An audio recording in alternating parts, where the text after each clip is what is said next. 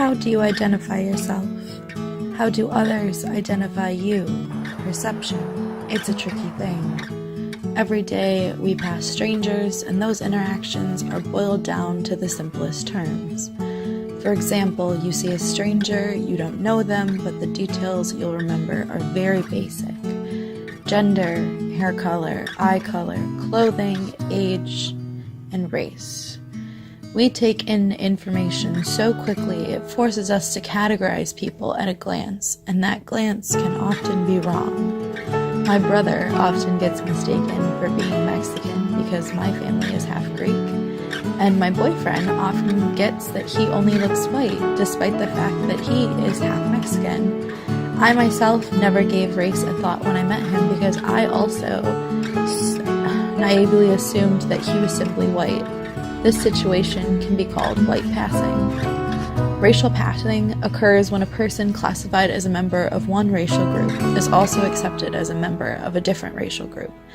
The term was used especially in the United States to describe a person of color or multiracial ancestry assimilating into the white majority during times when legal or social conventions classified the person as a minority, subject to racial segregation and discrimination.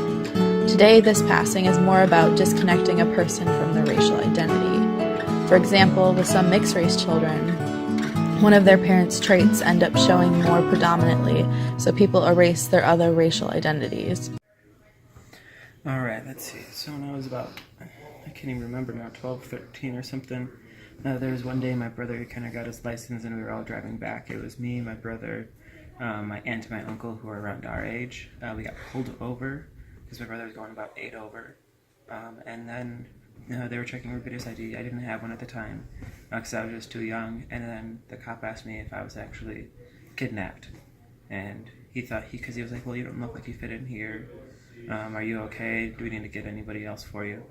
So that was a very, very weird situation for me to be put in. When I was in elementary school, our neighbors had 4 children, all a few years apart.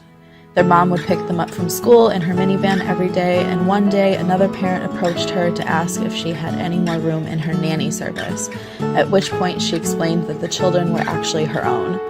My neighbor has blonde hair, blue eyes, and very pale skin. However, her children all took after their father, who was Mexican, and all had dark hair, brown eyes, and tan skin. And this is the trickiest part of passing as one race more than another, because it often has outsiders disconnecting the relationship between the child and the parent whose race they do not pass for. But then on the other side of the whole kind of issue, you get a lot of people in like the Hispanic community who will talk a lot of crap about white people, and they don't think that they can actually listen to it. There was also one person in our family who said that they don't like white Mexicans, and they are also Mexican because they say it's too confusing. So on both sides, there are benefits and negatives to being kind of white passing. Despite what some may believe, racism is still alive and well, and it takes many forms. While my boyfriend acknowledges that he benefits from some aspects of white privilege due to his passing, that does not stop him from experiencing racism due to his racial identity. As well as some may see the potential of benefiting from white privilege to be an advantage, it can be just as debilitating.